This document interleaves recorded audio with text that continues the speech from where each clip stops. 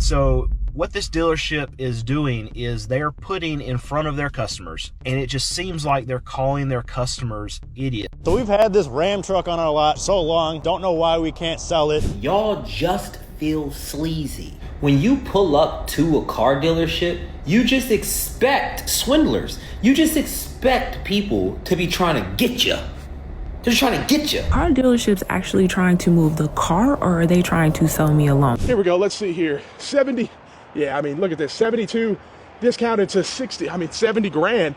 $1,100 payments for 84 months. That's the situation for a Jeep Wrangler. And we'll see some of their most affordable Wranglers and see kind of where they're at. I mean, still $41,000. This is with their discount, 46, and you see $667 a month for 84 months. The interest rates are still not that low. They're still pretty dang high for what they are. And if you divide the payment up, I mean, you see how much it is. And oh wait, I see a Dodge Hornet over there. If you know anything about Dodge Hornets, they are, they're not that popular. Let's just put it that way. Let's see here. We got another custom build here. 75, even though MSRP is 62, they're adding $20,000 right here in aftermarket custom parts apparently. And as you see, 76,000, 84 months times 12, 22, $1,222 for your Gladiator, man. That is crazy. And to think, I mean, all those aftermarket parts, where do they go? Right down the dang drain. It is absolutely insane. So we're back talking about dealerships. They are drowning in cars. They are underwater, not just a little bit wet. I mean, lungs full of inventory. Lots are still packed, cars are not moving, and instead of lowering the prices or even fixing the trust, which I think is a big problem with a lot of these dealerships, they're gonna do what they always do when they're cornered. They're gonna lie harder, going to stretch the loans out longer, and they're gonna smile while doing it. So these stories will show that it's not just a slow market. This is a broken system that refuses to change. Let's continue. The biggest problems is anytime you're dealing with the dealership and aftermarket parts, if you do it on your own, it goes right down the drain immediately. Let's see here, 70,000 to 65, still at $1,000 payment, and this is a 2025 Wagoneer. So they got some Wagoneers in stock. I'm surprised it's not 100 grand. But it's because it's not a Grand Wagoneer. Now let's see. Some of you guys have probably never heard of this, seen it. It is very low volume. It's one of the biggest flops they've had. They had one of these at over $50,000 before because it was the high trim level. Now these are more base models, 30 grand, but still, look at this, 30,000 discounted from 32,000. 2025 Hornet, man, imagine a $500 payment for 84 months on your Dodge Hornet. No one likes the Dodge Hornet. I think it's probably one of the worst selling cars. I would not get a Jeep. I would not get a Ram. I had a Jeep Liberty. Tons of problems. I mean, it was, I had great memories with that car, but just tons of problems with this. So this story shows you what the dealers don't want you staring at too long, the math. Because once you really do the math, the whole thing falls apart. A $70,000 Jeep with a $1,100 monthly payment isn't normal. It's insane. Dealers stretch out these loans to 84 months to make the payment look smaller, but that's not really helping you. That's trapping you. You're locked in for 7 years on a car that starts losing value the moment you leave the lot. And if you're driving a Jeep, it's probably even faster than that. And then you have the aftermarket parts scam. Lift kits, wheels, custom builds. I've been researching this as well, realizing that dealers love selling this stuff because it sounds cool and makes the car look a little different than, I guess, your base model. And what really jumps out is how they talk about discounts. A Jeep marked down from 46 to 41 still costs way too much when the interest rates are very high. Dealers keep pretending that the price drop fixed everything. It doesn't. The payment is still brutal, the loan is still long, and the buyer is still losing. Dealerships have developed this system that survives by confusing people. Dealers don't sell cars anymore. They sell monthly payments. They sell hope. And once you sign, the math finally catches up. By that time, it's too late. Are dealerships actually trying to move the car, or are they trying to sell me a loan? Because this has happened twice now. I am so frustrated. I'm about to just go to the Netflix of car dealerships, have Carvana deliver a car. We've been looking for an SUV because we moved back to Ohio and we have 2 sports cars, and that's not working out very well. They're paid off. We're really not trying to trade them in. We just want a little SUV real quick. We got outside financing through a credit union. It's happened twice that we've gone to a dealership, gone through the whole situation where we do the test drive, and then once we sit down and talk about financing, we're like, boom, we got our own financing. And then they start getting extra pushy, trying to push us on our financing, talking about they have 40 different banks that they can go through. They'll probably match it. Baby, you can't match our credit union. We already have financing. Why would I go through all that?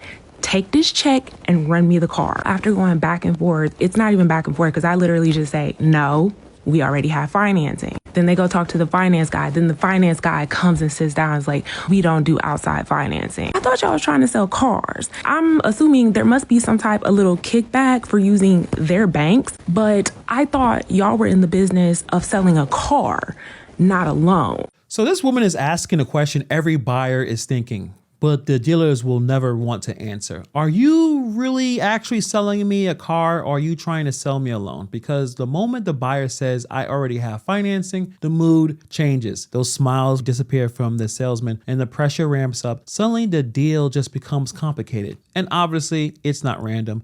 Dealerships make a lot of money, a ton of money on financial kickbacks. So when you bring your own loan, you're cutting into their profit. And instead of respecting that, many dealers will fight it. They will stall, they will push their own banks, they will tell you that they can beat your rate. Then sometimes they flat out say that we're not going to accept outside financing. Think about how insane that is. You're ready to buy a car, you have the money, and they still won't sell it to you because the loan matters more than the vehicle. This situation explains why people are fed up. Buyers don't feel like customers anymore. They feel like obstacles standing between a dealer and their commission. The car becomes secondary, and the financing is the real product. Here's something that nobody's really talking about, and it's a big concern. More and more people are buying their cars at the dealership, but they are not getting it serviced there. And here's the crazy part. It's happening faster than anyone expected. So what's the big deal? Well, when people don't service their car at a dealership, they don't usually buy from that dealership, and there goes the long-term loyalty that dealerships are after. So why do you think that customers are leaving dealerships and getting their car serviced themselves? The cars cost too much as it is.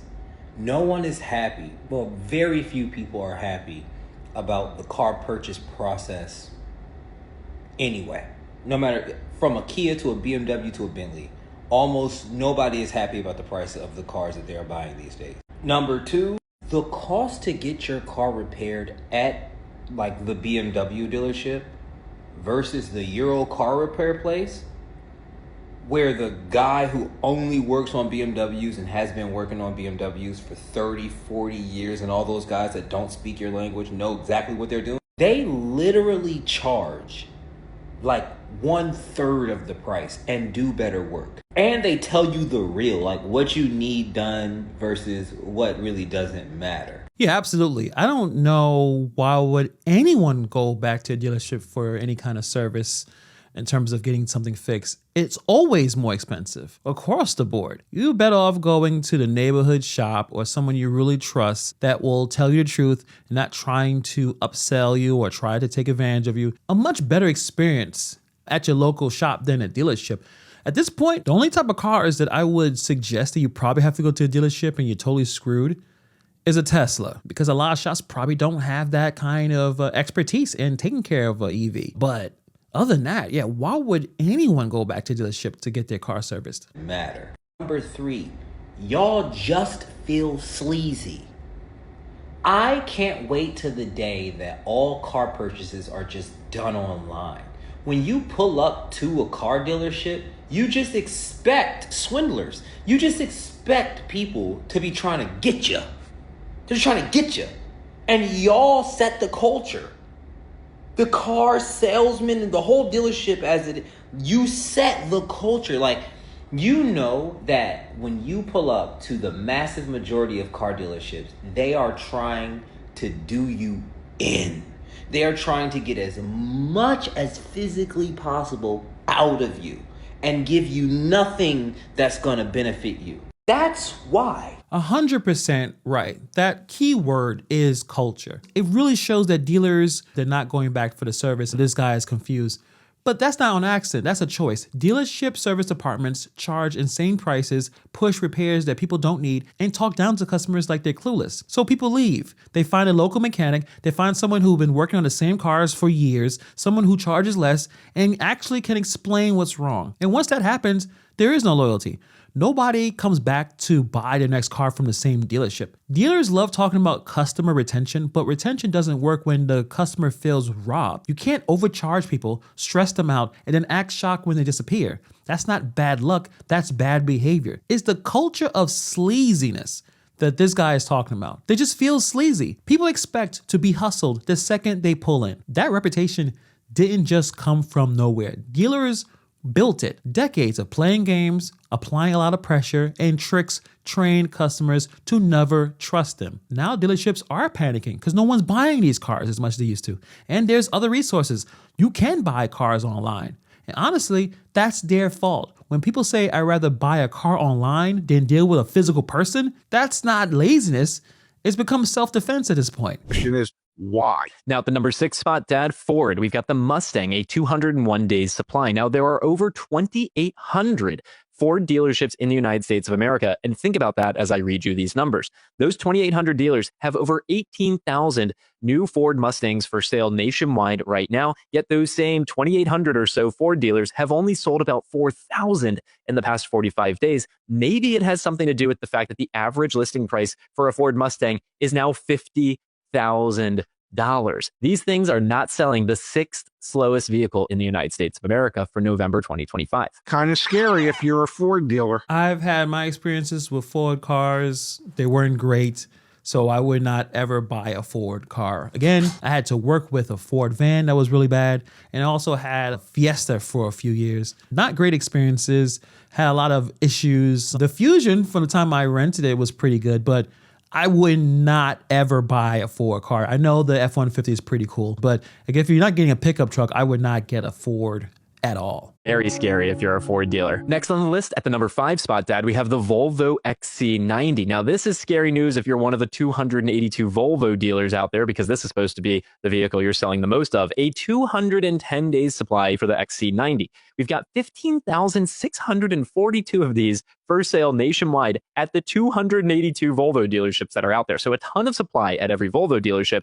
Yet those 282 Volvo dealers have only sold 3,349 of this vehicle in the last 45 days. We've got a $71,761 average listing price. No wonder the Volvo XC90 is on our slowest sellers list. $71,000 for Volvo. Is Volvo a luxury brand? I mean, and that's my ignorance but that's me still stuck in the 90s and 2000s, where when you saw a car or an SUV and it costs over 50 grand, that's where you went to, okay, this is the upper class car. This is borderline luxury, or maybe a luxury car.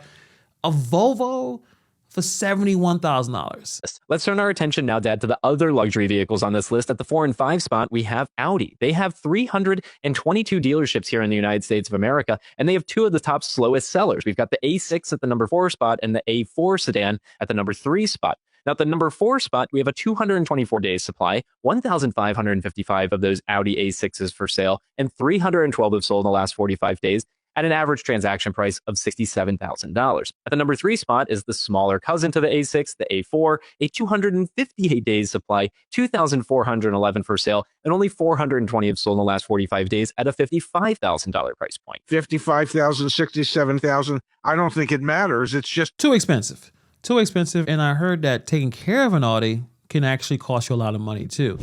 We tried to buy a car yesterday, and I want to share how frustrating that experience was. The car was listed for $32,000 online, so we go to the dealership, and they're like, "Oh my gosh, we listed it too low. It's $35,000, and we could get $38 if we brought it to auction. So we might be bringing it to auction and get the $38 for it." And I'm like, "What a crock of horse shit!" Because when I go to Walmart, I don't go to purchase something, and then they tell me, "Oh my gosh, the prices are too low. We're gonna have to charge you more." Or when I buy a house, they say, "Oh, we listed that for too low. It's supposed to be way more." And so I was pretty frustrated. Now, we walked out of the dealership, and they immediately called us back and said, "Oh man, we can try to give you that price." But by that time, I was pretty pissed, and I didn't buy the car. So many of you might have had a similar experience. I guess this is pretty standard for dealerships. I don't know why, because again, nowhere else in life do you go for the listed price and then they jack it up just to try to get more out of you. So this is a pretty shady thing that car dealerships do. It's very disgusting, I'm sure. And let me know in the comments below your experience. But I had experienced that as well, where you go online and you see a car, you see the price, and then you think, okay, the price should be the same as a walk-in. Then when you talk to a salesman, it seems cool and the price seems to be legit. But then eventually they come to you and say, well, no, it's going to cost a little bit more, right? The car is going to be listed at $32,000. You show up and then suddenly it's 35 or 38, or now we might send it to the auction. That's not business. That's bait. It's hard to see that. That's why you can't really think of other industries doing this. You don't go to a Walmart or a Target and hear, sorry, the price was too low. You don't buy a house and then get told the listing was fake. But dealerships do this every single day. And then they wonder why people walk out angry. This tactic relies on one thing: exhaustion. Dealers hope that you already invested time, energy, and a lot of emotion. They hope you'll give in, and then when someone walks away, suddenly the price magically comes back down again. It's funny how that works. I even had to do that when I needed to buy a used car. I went for one price, they told me it was a different price, and I literally got out of my chair to walk out. And then eventually the price went back to what I saw on the website. Price isn't real, then nothing is real. Customers aren't dumb. They're noticing the games, and once they do, they're done. That's why people leave. That's why online buying keeps growing. And that's why these dealerships are drowning in cars. So I don't know if you guys have seen the EV market lately, but it is not doing well, to say the least there, right? Most manufacturers are showing about a 50% decline in EV sales over these last few months here since they dropped that EV tax credit, which is just crazy. My blood is boiling thinking, as a business owner, losing 50% of your revenue just because of a tax regulation. Now, again, this is just EVs. We're not talking all cars, but still, it's a huge decline there. I don't know what they're going to do about it. We'll see. So I haven't told you guys yet, but this is a perfect TikTok to talk about this. So I have an EV. Well, technically my wife does. I have a 2021 4Runner. That's what I use for my business, taking care of dogs, transporting dogs. And I'm actually using that car for my deduction when I do my taxes, but that's a different conversation. My wife wanted a Tesla. Actually, my wife and my son wanted a Tesla, but it just didn't happen straight off the gate. Early this year, where there was a car accident and the car was totaled. Everyone was fine, but the car was totaled. So it was an insurance check and all those EV credits. We were able to get a Tesla for pretty cheap. If it wasn't for the EV credits, there'll be no way I'm buying a brand new car. But the EV credits were available, took several thousands of dollars down, and now we have a Tesla. It's a perfect situation if you live in a house that has a charger. We do not have a home. But living in New York City, we do have superchargers fairly close to the house. The problem is with the whole EV thing, and I don't know if I will ever have my own day-to-day EV car. My wife basically drives to the house and back home. She doesn't really do too much of anything else. We'll go out, but she doesn't drive around like I do. And the problem with Teslas, yeah, they're really easy, fantastic, smart cars. The issue is charging takes too long. Next issue is in extreme weather, whether it's too hot or too cold, the battery runs faster. And when the battery runs faster, you're stuck at a charger station waiting for your car to charge because you don't have a home and you don't have a charger. But other than that, you don't have to worry about oil changes or changing your brakes. So dealing with EVs have some risk and some reward. The demand of EV wasn't real demand. It was subsidized demand. Like I just said, if the EV credits weren't there, there would be no way for the Tesla to be brought. I wouldn't have brought it. I already told her, let's get a Corolla. But the EV credits were there. That's the problem with the dealers and the manufacturers. They bet everything on incentives. They priced the EVs way too high. There'd be no way for me to buy a Tesla back in 2021. It was way too expensive.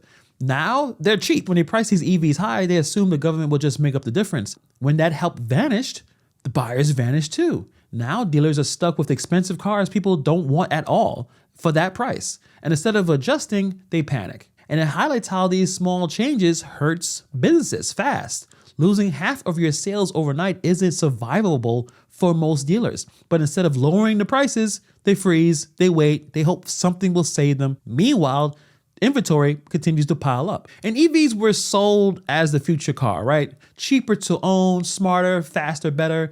But the problem is now buyers are seeing high prices, expensive repairs, charging anxiety, and weak resale value. That promise did crack.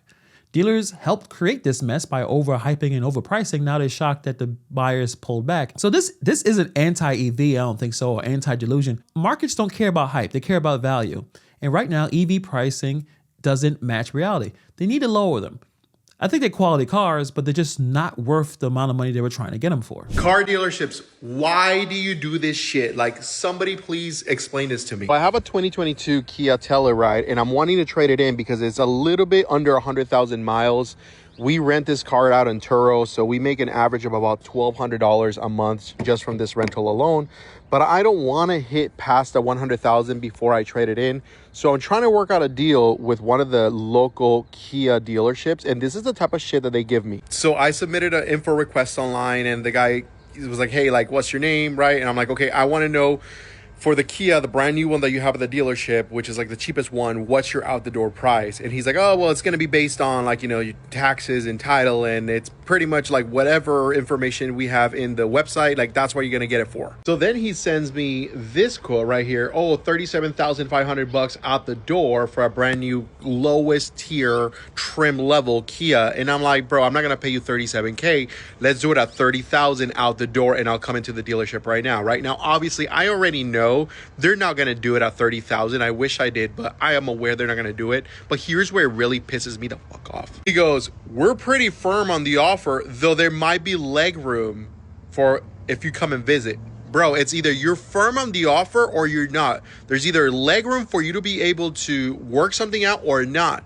This is what I hate about dealerships. What do you think I should do? Let me know in the chat. Like, what should I tell the dude? Should I even drive down there? Like, what would you do? Like, how do you work out the best deal? Let me know. This guy captures the terrible dealership nonsense.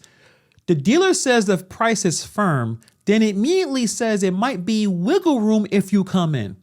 That's not negotiation, that's bait. They want you to physically get there, so the sunk cost pressure kicks in. This guy did everything right. He asked for an out of the door price. He made a clear offer, even admitted he knew they wouldn't take $30,000, but the dealer still playing games. Because being ambiguous benefits the dealer. Clear numbers benefit the buyer. This is dealership culture in a nutshell. Nothing is final, everything is vague, and you're always one visit away from maybe getting a deal. They don't want transparency. They want to always have leverage. What really stands out is how exhausting all this is. People aren't mad because the deals fall through. They're mad because it's just a waste of time. Emails, calls, quotes that mean nothing. So when the customers push back, dealers act offended. This is why people hate car shopping. The process just feels very dishonest. A firm price should be firm, and if it's not, they need to say so. Is the car market dead, or is the car business filled with nothing but brain dead, washed up order takers that have no idea how to run their business? Now I'm going to tell you guys, my own experience, I've been selling cars just north of 9 years as a dealer, as an independent dealer, and consistently here at my shop, we do about 25 to 30 all cash cars almost every single month, like clockwork, guys. Now, I'm going to tell you this. I've heard from a lot of people, oh, it's slow. Oh, I don't know. Things are terrible. But I really do think that a lot of car dealers that are in this business are just glorified order takers. They don't know how to run this business. They don't know how to buy because they rely on MMR, okay? They don't know how to sell, and they don't know their product base. All they're doing is they're taking orders in and trying to push cars out. And if you're doing that, I don't think you're going to last this business. Just plain and simple. Well, I'm not a dealer, but it's interesting. He's flipping that narrative. He's saying the market isn't dead, but bad dealers are. So he's saying he's doing 25 to 30 cash cars a month while others are crying about slow times. I think he's saying that it's not a demand, it's incompetence. Also, this dealer is not trying to make money off of the loans, where we'll be watching some stories about that. Too many dealers don't know how to buy inventory. They rely on lazy pricing tools and copy everyone else. So when the market shifts, they freeze. And he's saying that good dealers are going to be able to adapt and bad ones complain on TikTok. But is it true? He's saying is that these dealers are so lazy, they just want to wait and hope someone walks in desperate enough to say yes.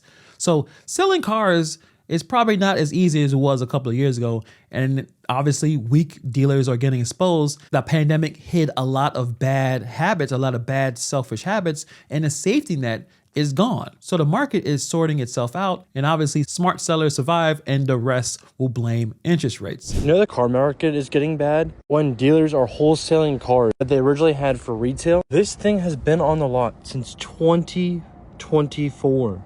This has literally almost been on a lot for 2 years. 18 months. 18 months this thing has been on a lot. You want to know the number one reason why this thing hasn't sold? Did you say price? Because that's what it's got to be. The price has to be the reason this thing hasn't sold. Or the fact that it's a Jeep. It's actually kind of funny. This thing only has 44,000 miles on it. I would get wholesaling an old car like this, right? Because this thing, by looking at the driver's seat, this thing probably has almost 200,000 miles on it. And it has a rejection sticker for the state inspection. So probably needs some work, right? And it's probably worth more than the car to do the work. But when they're wholesaling cars that they tried to sell for retail for almost 2 years. Sometimes you get caught at the dealership making videos.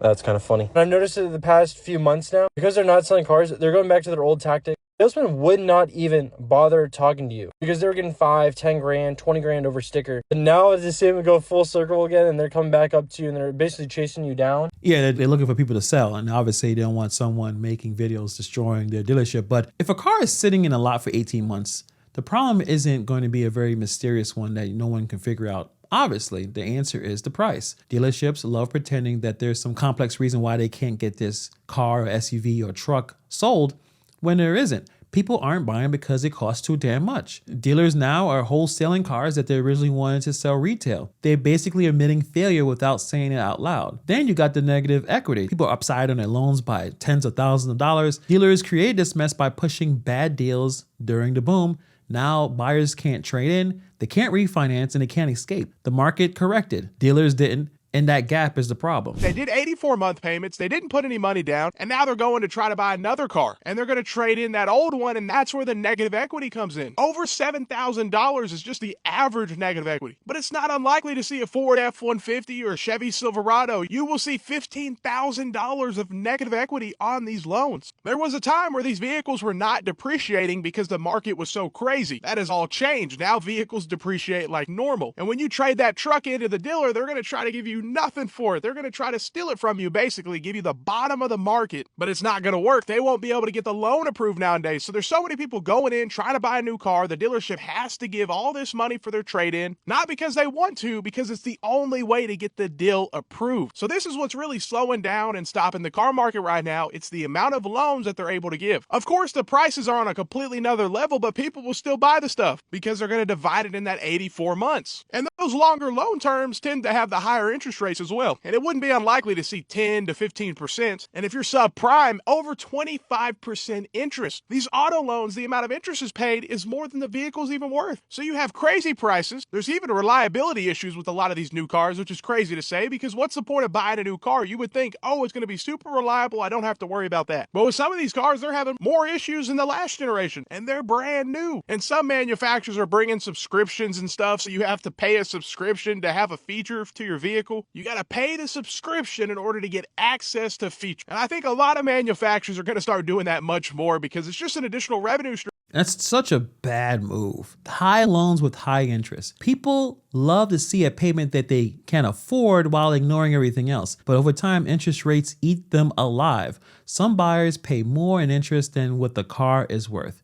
Then if you add all the other nonsense, the reliability issues, add subscriptions for features, high insurance, and suddenly owning a new car feels like a complete scam. Everything is built around stretching payments and not really delivering value. All these TikToks tell one story. Dealerships didn't just misprice the cars, they misread the people. They chased short-term profit, pushed bad loans, and played games for far too long. So the trust is gone, buyers are exhausted and broke, inventory will continue to pile up, and the tricks that worked during the boom are not going to work anymore. This is not a temporary slowdown, it is a correction. And until dealerships change how they treat people, the water will keep rising. But let me know what you guys think about these stories in the comments below. And also you can tell me your nightmare dealership stories in the comments as well. Thank you for taking time to watch this video. And I'll see you guys in the next video.